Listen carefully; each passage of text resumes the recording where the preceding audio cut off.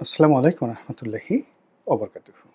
সম্মানিত দর্শক, এক ঐতিহাসিক ঝামেলার মধ্যে পড়ে গেছে বিএনপি এবং এই দফায় বিএনপির যে বিপদ এবং বিপত্তি,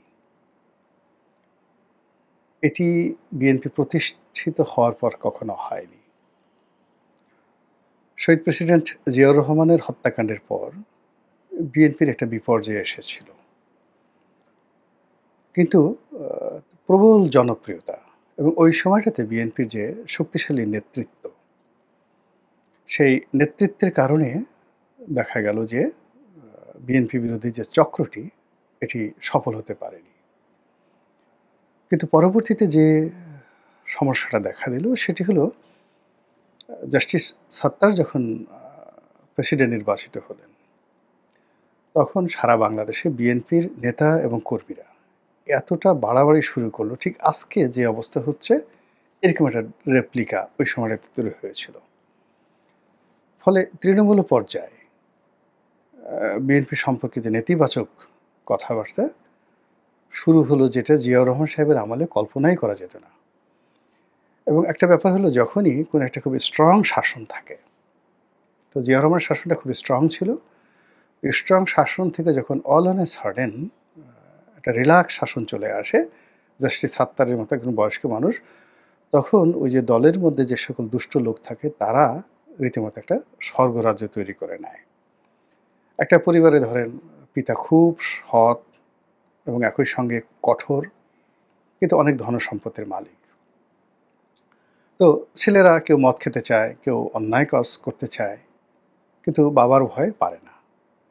যখন সেই যাকে বলা হয় বাপ মারা যায়, প্রথমে তো ছেলেরা চাবি নিয়ে মারামারি করে, এরপরে সিন্দুক লুট করে তারা মদ খাবে, গাঁজা খাবে, অপকর্ম করে পিতার যে সহায় সম্পত্তি মুহূর্তের মধ্যে শেষ করে দেয়। তো এভাবে রাজনীতিতেও যখন খুব কঠিন শাসন চলে, অনেস্টি, তারপরে ডিগনিটি, যাকে বলে সুনাম সুখ্যাতি, যখনই কোনো রাজার এই অবস্থা হয়, তার মৃত্যুর পরে মুহূর্তের মধ্যে সেটা ধসে পড়ে। যেমন ধরেন আওরঙ্গজেব ৫৩ বছর বা ৪৯ বছর তিনি শাসন করেছেন, সততা, ন্যায়পরায়ণতা সব কিছুর দিয়ে তিনি মানে শ্রেষ্ঠতম মুঘল সম্রাট, সব দিক থেকে শ্রেষ্ঠ। কিন্তু তার উত্তরাধিকারী ছিল না, এবং তার সন্তানেরা এই যে তার যে কঠিন অনুশাসনের কারণে বেশিরভাগ সন্তানের বেশিরভাগ সময় জেলে ছিল। তিনি বন্দি করে রাখতেন তাদেরকে গোয়ালিয়র দুর্গে। তার মৃত্যুর পরে এই পুরো রাজ্যে শুরু হলো অনাথ সৃষ্টি। একইভাবে শশাঙ্ক খুব শক্ত হাতে তার রাজ্যটাকে তিনি চালিয়েছিলেন, কিন্তু তার মৃত্যুর পরে পুরো শাসন ব্যবস্থা ভেঙে পড়ে। জিয়াউর রহমানের ক্ষেত্রে তদ্রুপ। তো জিয়া রহমানের সময়টাতে কেউ অন্যায় করবে, দুর্নীতি করবে, তার পরিবার, তার সন্তান, তার স্ত্রী, তার শালা সম্বন্ধী, এগুলো কল্পনাই করা যেত না। কোথায় সাইদ ইস্কান্দার? সাইদ ইস্কান্দারের কোনো নামগন্ধ ছিল? পাছা লাল করে ফেলতো জিয়াউর রহমান সাহেব যদি সাইদ ইস্কান্দারকে পেতেন। সাইদ ইস্কান্দারের যে যাকে বলা হয় বদনামগুলো হয়েছে পরবর্তীতে বেগম জিয়ার শাসনামলে, এটা জিয়াউর রহমান সাহেবের জমানাতে সাইদ ইস্কান্দার নামে যে জিয়াউর রহমানের একজন শ্যালক আছেন, এ কথাই থেকে বলতে সাহস পেত না। এইরকম ছিল তার শাসন। তো সেই শাসনের পরে যখন সাত্তার সাহেব আসছেন, একেবারে এমন একটা পরিস্থিতির সৃষ্টি হলো যে সামরিক শাসন চলে আসলো। তো আবার শেখ হাসিনার জামানাতে ১৫টা বছর ধরে সমস্ত মাল মশলা শেখ হাসিনা খেয়েছেন বা তার লোকজন খেয়েছেন। কিন্তু ব্যক্তিগতভাবে শেখ হাসিনার কঠোরতা ছিল, ভীষণ রকম কঠোরতা ছিল। তার সামনে গিয়ে জয় জোরে একটা কথা বলবে, পুতুল একটা জোরে কথা বলবে, ববি একটা কথা বলবে, শেখ হেলাল, শেখ সেলিম বা আবুল হাসনাত আবদুল্লাহ ও তাদের যত মাতব্বরি, সেটা হলো গণভবনের বাইরে। গণভবনের ভিতরে টুশব্দ করার মতো অবস্থা কারোর ছিল না। এটা হলো রিয়ালিটি। আর অন্যদিকে সে যেভাবে বিএনপিকে স্ক্রু দিয়ে টাইট দিয়ে রেখেছে, তো সেক্ষেত্রে বিএনপির মধ্যে যারা চাঁদাবাজ, দুর্নীতিবাজ, বা জামাতের মধ্যে যারা চাঁদাবাজ, দুর্নীতিবাজ, তারা জীবন নিয়েই তাদের টানাটানি। কিসের দুর্নীতি, কিসের মদ খাওয়া, কিসের গাঁজা খাওয়া, কিসের চাঁদাবাজি করা, জান নিয়ে টানাটানি। শেখ হাসিনা সবার জীবন তামা তামা করে ছেড়ে দিয়েছেন। ফলে কি হলো, শেখ হাসিনার পতনের পরে এই লোকগুলো একেবারে সব রাস্তায় নেমে উইদিন 15 দিন যে আল্লাহ রাব্বুল আলামিন তাদেরকে 15 বছর পরীক্ষার মধ্যে রেখেছেন, আল্লাহকে তারা 15টা দিন সময় দেয়নি। এর মধ্যে তারা সব অপকর্ম করে আজকের এই অবস্থায় বিএনপিকে নিয়ে এসেছে। এখন বিএনপির যে সমস্যা সেটা হল ইমেজ সংকট। তার দলের মধ্যে ইমেজওয়ালা কোনো লোক নেই।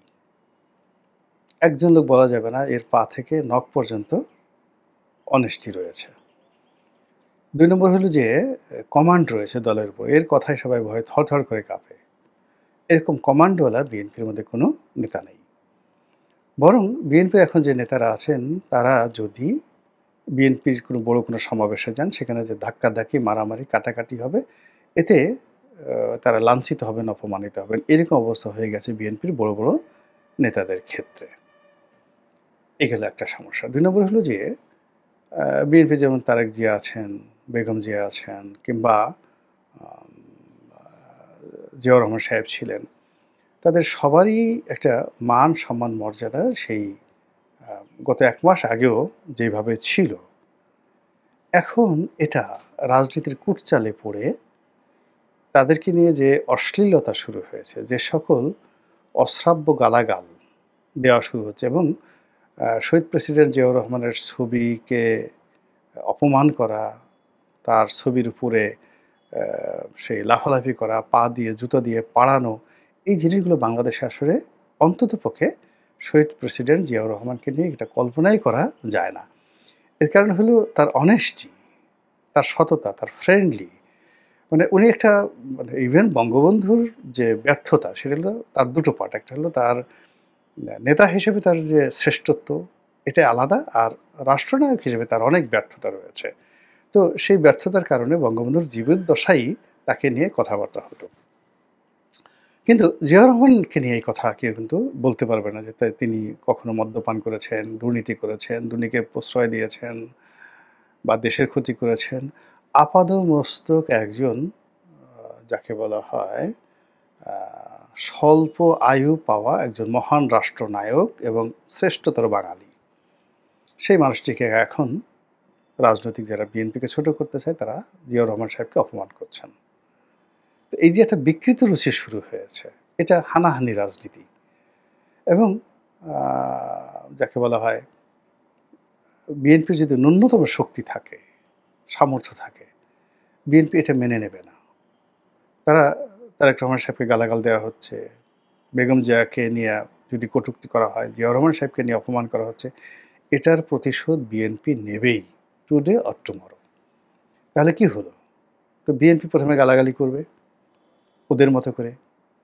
তারপরে যে সমস্ত লোকজন বিএনপির নেতাদেরকে অপমান করছে, তাদের নেতাদেরকে বিএনপি গালাগাল করবে, বিএনপির নেতাকর্মীরা গালাগাল করবে এবং আরও অশ্লীল ভাষায়। তারপরে একটা সময় মারামারি করবে। তো মারামারি যদি করা হয়, সেটা তো বিএনপির সাথে তারা পারবে না। কোনো রাজনৈতিক দলই পারবে না। একমাত্র আওয়ামী লীগ ছাড়া বিএনপির সাথে মারামারি করার মতো শক্তি কারোরই নাই।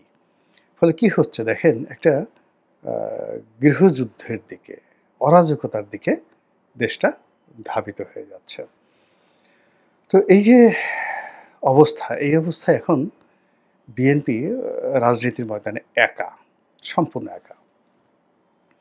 এবং গত কয়েক মাসে বিএনপির বিরুদ্ধে যে চক্রান্ত, সেই চক্রান্তর পেছনে ভারতীয় গোয়েন্দা সংস্থা রয়েছে, মার্কিন গোয়েন্দা সংস্থা সিআইএ রয়েছে, মোসাদ রয়েছে। বাংলাদেশে যে সকল গোয়েন্দা সংস্থা রয়েছে তারা আছে। সে সকল গোয়েন্দা সংস্থার এজেন্ট আছে, টাকা আছে। আওয়ামী লীগ এই চক্রান্তের সঙ্গে আছে। আওয়ামী লীগের যে সকল আ ব্যবসায়ী রয়েছে তারা এই বিএনপিকে যাকে বলা হয় নিঃসঙ্গ, বিএনপিকে একাকী করার জন্য পর্যাপ্ত বিনিয়োগ তারা করছে। এতে কোনো সন্দেহ নেই। ফলে কি হচ্ছে, তারেক রহমান সাহেবকে নিয়ে যে অশ্লীল স্লোগান হচ্ছে মাঠে ময়দানে এবং সেই যে জুলাই বিপ্লবের মতো করে আজকে আমি যখন ভিডিওটা করছি তখন দেখা গেল যে অনেক স্কুল কলেজের ছেলেরা মেয়েরা কিন্তু পরিমাণ অল্প তারা কিন্তু রাস্তায় নেমে এসেছে। এটা পরিকল্পিত। বিএনপিকে একা করার, বিএনপিকে নিঃসঙ্গ করার এবং বিএনপিকে যাকে বলা হয় জনবিচ্ছিন্ন করার, ঘৃণিত একটি দলে পরিণত করার একটা মাস্টার প্ল্যান কিন্তু বাস্তবায়িত হয়ে যাচ্ছে। এবং এই বাস্তবায়নের প্রাথমিক যে শুরুটা এটা হয়েছিল ধরুন এই আজ থেকে ৯-১০ মাস আগে। যখন বিএনপি তাদের যে লেভেল সেই লেভেলের নিচে নেমে অনেকের সঙ্গে অনেক ছোট, ছোট রাজনৈতিক দলের সঙ্গে বন্ধুত্ব করার চেষ্টা করেছে। এখন বিএনপি আওয়ামী লীগের সঙ্গে প্রতিযোগিতা করেছে আর আওয়ামী লীগের প্রতিযোগিতাকে মোকাবেলা করার জন্য তাদের সবচেয়ে বিশ্বস্ত বন্ধু ছিল জামাত। তো জামাত যেকোনো কারণে হোক বাংলাদেশের একটি বৃহত্তম দল। ৩ নম্বর হতে পারে, ৪ নম্বর হতে পারে। অর্থাৎ জাতীয় পার্টি, জামাত, বিএনপি, আওয়ামী লীগ মূলত এই ৪ টি মেজর দল বাংলাদেশে আছে। তো সেখানে জাতীয় পার্টিকে নিয়ে আওয়ামী লীগ গ্রুপ করেছে। তার সঙ্গে, সঙ্গে অন্যান্য ছোট, ছোট রাজনৈতিক দল। কিন্তু ছোট, ছোট রাজনৈতিক দল হলেও আওয়ামী লীগের জোটে যারা ছিলেন সেখানে রাজনৈতিক নেতৃত্বের জায়গাতে একেকটা মানে মহীরুহ যেমন রাশেদ খান মেনন, হাসানুল হক ইনু, মঈনুদ্দিন খান বাদল। তো উনাদের মতো মানুষ আওয়ামী লীগের সঙ্গে ছিল। এদের রাজনৈতিক দল লাগে না। কিন্তু সেই তুলনায় যাকে বলা হয় বিএনপি যাদেরকে বন্ধু হিসেবে নিচ্ছে তাদের ওই ইমেজটা নেই। তারা একেবারে তরুণ, বয়সও অল্প, রাজনীতিতেও একেবারে নবীন এবং সবচেয়ে বড় ব্যাপার হলো এদের বেশিরভাগই হলো ডিজিএফআই এর তৈরি করা ডবল এজেন্ট। মানে তারা রয়ের কাছ থেকে পয়সা নেয়, মোসাদের কাছ থেকে পয়সা নেয়, তারপরে তারা ডিজিএফআই থেকে পয়সা নেয়, এনএসআই থেকে পয়সা নেয়, আওয়ামী লীগের কাছ থেকে পয়সা নিয়ে তারা বিএনপির ঘরের খবরে মানে ঘরের মধ্যে তারা ঢুকে যায়। এইরকম ডজন ডজন কয়েক ডজন যাকে বলা হয় রাস্তার যাকে বলা হয় সিট পার্টি যাদেরকে বলা হয়, যাদেরকে বেশি না ১,০০০-৫০০ টাকা দিলে ২-৪ মানে ১০০টা গালি দেওয়ানো যায়, যাদেরকে ১,০০০-১০০০ টাকা দিলে আপনি যেকোনো লোকের বিরুদ্ধে মিছিল করানো যায়। তো এইরকম অসংখ্য পার্টির কবলে বিএনপি পড়ে যায়। এখন এই বুদ্ধি বিএনপিকে কে দিয়েছে আমি বলতে পারবো না, কিন্তু আমি প্রথম থেকেই আমি ব্যক্তিগতভাবে বিএনপিকে নিষেধ করেছি যে এই কাজগুলো ঠিক না। বিএনপির আসলে মানে একা থাকা উচিত ছিল। আর বন্ধুত্ব যদি তাদের করতে হয় তাহলে জামাতের সাথে তাদের করা উচিত ছিল। কিন্তু কী কারণে যেন সেটা দেশি চক্রান্ত হোক, বিদেশি চক্রান্ত হোক, তারা জামাতের সঙ্গে সেই ২০১৬ সন থেকেই তাদের মধ্যে দূরত্ব তৈরি হতে থাকে। তো জামাত তো ঠান্ডা মাথার মানে দল। তারা যা কিছু করছে তলে, তলে করছে এবং কৌশলে তারাও ওই যে ডবল এজেন্ট যারা সিআইএর এজেন্ট, মোসায়েদের এজেন্ট, রয়ের এজেন্ট, আওয়ামী লীগের এজেন্ট, ডিজিএফআইয়ের এজেন্ট, এনএসআইয়ের এজেন্ট, ডিবির এজেন্ট, সবার এজেন্ট, এরা জামাতেরও এজেন্ট। জামাতের কাছ থেকে তারা পয়সা নিয়েছে এবং সেই জামাতের এজেন্ট হয়ে কেউ হয়তো ছাত্র দলে ঢুকে গেছে, কেউ যুব দলে ঢুকে গেছে, কেউ আলাদা একটা পার্টি করে নাম দিয়েছে কুংকাং পার্টি। সেই কুংকাং পার্টি আবার বিএনপির সাথে সরাসরি তারেক রহমানের সাথে খাতির এবং সেই কুংকাং পার্টির সাথে তারেক রহমানের এত খাতির যে কুংকাং পার্টির নেতার জন্মদিনেও তারেক রহমান সাহেব কেক পাঠান এবং বিএনপির মন্ত্রী ছিল বা এমপি ছিল বা মন্ত্রী এমপি হবে এরকম সিনিয়র পর্যায়ের নেতা কেক হাতে করে নিয়ে সেই কুংকাং পার্টির অফিসে বা বাসায় তারেক রহমানের নির্দেশে উপস্থিত। এবং এই জিনিসগুলো পুরো রাজনীতির অঙ্গনে মানে ডবল ফ্রাস্ট্রেশন ছড়িয়ে পড়েছে। কুংকাং পার্টির যারা নেতা তারা মনে করেছে আমরা অনেক বড়, আমরা মির্জা ফখরুলের চেয়ে বড়, নচেত মির্জা ফখরুলকে কেন আমার কাছে পাঠাবে বা আমাদের কাছে পাঠাবে। অথবা তারেক রহমান সাহেবের সাথে দেখা করার জন্য যেখানে লন্ডনে গিয়ে ১ মাস ১.৫ মাস আমানুল্লাহ আমান বসে থাকেন, ফজলুল হক মিলনের মতো নেতা মাসের পর মাস চেষ্টা করে তারেক রহমান সাহেবের সাথে একটু কথা বলতে পারেন না। তারপরে শেষে দেখা গেল যে সেই শফিক রেহমান সাহেবের মতো মানুষ ৩ মাস, ৪ মাস, ৬ মাস, ১ বছর লন্ডনে থেকেও তারেক রহমান সাহেবের একটা সাক্ষাৎ পান না। শফিক রেহমান, মাহমুদুর রহমান মান্নার মতো মানুষের সাথে তার কথা হয় না সরাসরি।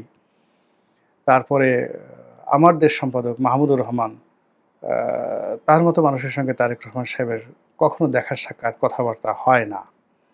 কিন্তু কুংকাং পার্টির কোনো নেতা যদি লন্ডনে যায় তারেক রহমান সাহেব ছাতি একটা হাতে নিয়ে তারপর শেষে একেবারে রাস্তায় নেমে আসেন এবং রাস্তার পাশে আমাদের বাংলাদেশে যেমন ফুটপাতে চটপটির দোকান আছে, লন্ডনেও যারা থাকেন তারা জানেন যে এদেরকে এরকম ছোট, ছোট পাব রয়েছে। ছোট দোকান, টং ঘরের মতো দোকান রয়েছে রাস্তার পাশে। ওখানে বিয়ার বিক্রি হয়, চটপটি বিক্রি হয়।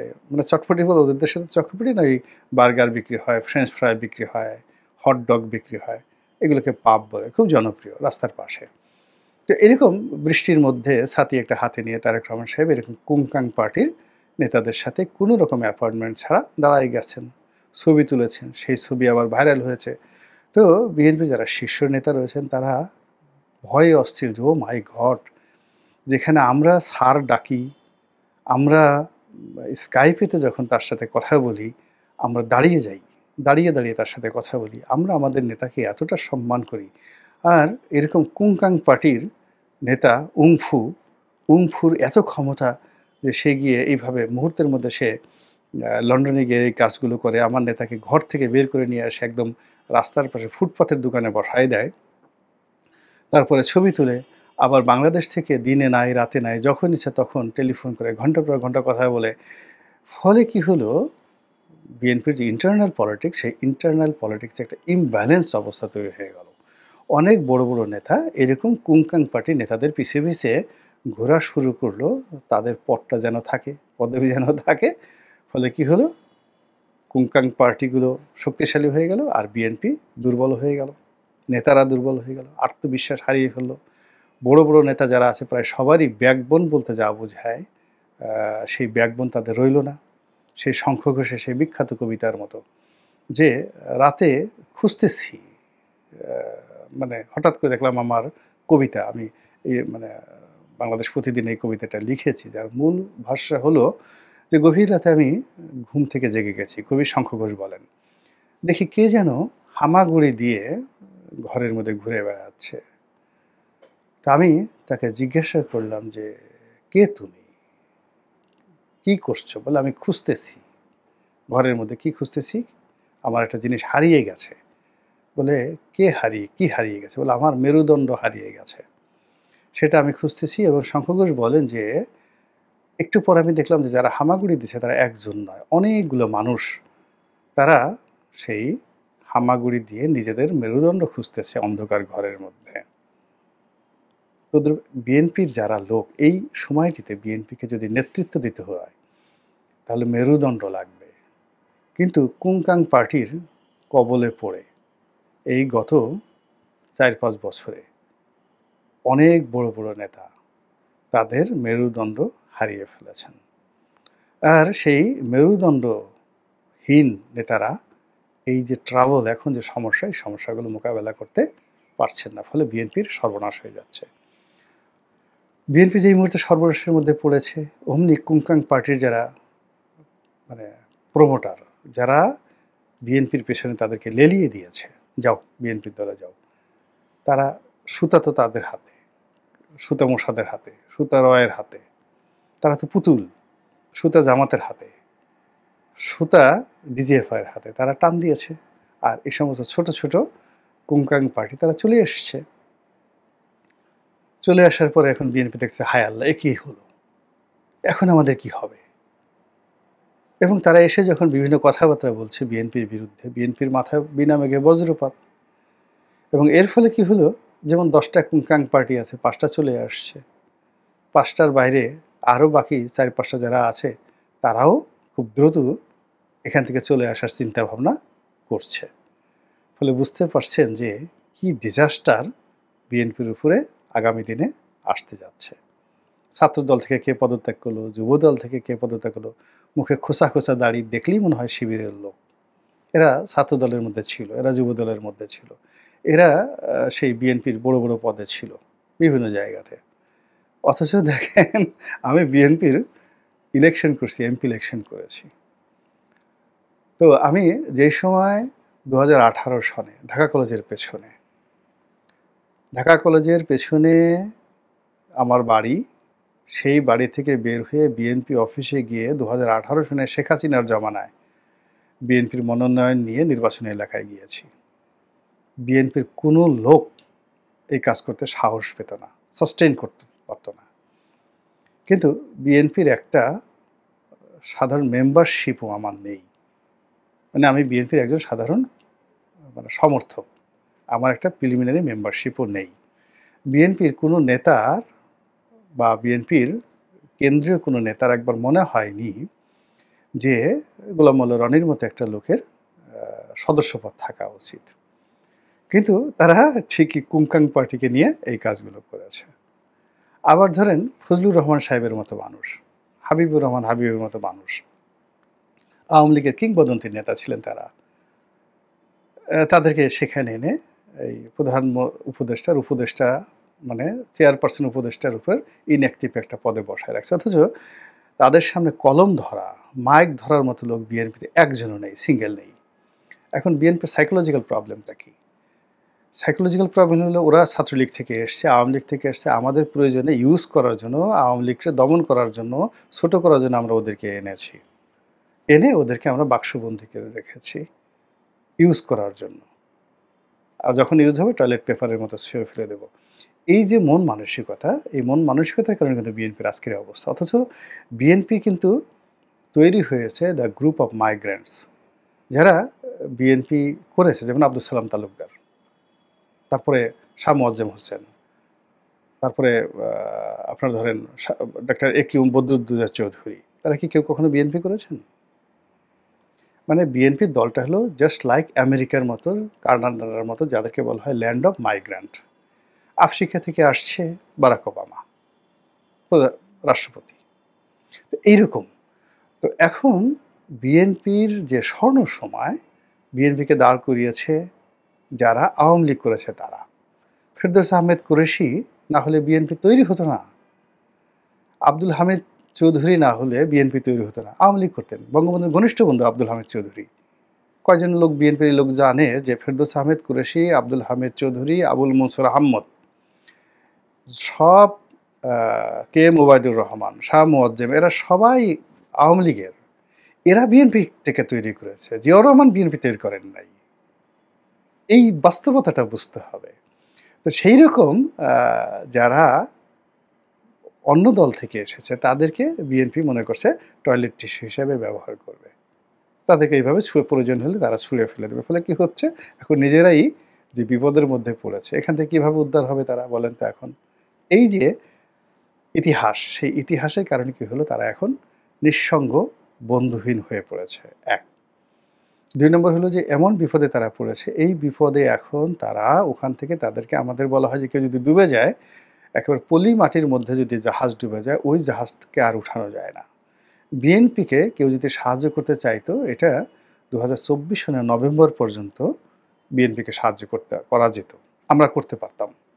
কিন্তু এখন বিএনপিকে স্বয়ং প্রেসিডেন্ট জিয়াউর রহমানও যদি আসেন, এই মুহূর্তে বিএনপিকে সাহায্য করতে পারবেন না। বিএনপি ওই জায়গাতে পড়ে গেছে। ৩ নম্বর হলো বিএনপি তার নিজের যারা একেবারে ছাত্র দলের, যারা যুব দলের, যারা একেবারে ডাই হার্টেড নেতা, বললাম না যে তাদের মেরুদণ্ড ভেঙে দেওয়া হয়েছে। প্রত্যেকটা লোকের মেরুদণ্ড ভেঙে দেওয়া হচ্ছে। এখন তারা মেরুদণ্ড খুঁজতেছে শঙ্খ ঘোষের কবিতার মতো। এই মেরুদণ্ড যাদের জন্য ভেঙে দেওয়া হয়েছে, কুংকাং পার্টির জন্য, এখন সেই কুংকাং পার্টি নাই, মেরুদণ্ডও নাই, লোকও নাই। ফলে কীভাবে সাহায্য করবে বলেন? ফলে কি হচ্ছে, একটা অনির্ধারিত গন্তব্য, দুর্ভোগ এবং দুর্দশা, যেটা আওয়ামী লীগ জামানাতেও ছিল না, সেই দুর্ভোগ এবং দুর্দশা এই ডক্টর ইউনূসের জামানাতে বিএনপিকে গ্রাস করতে এসছে। আল্লাহ আমাদের সবাইকে হেদায়েত দান করুন এবং হেফাজত করুন। আসসালামু আলাইকুম ওয়া রাহমাতুল্লাহি ওয়া বারাকাতুহু।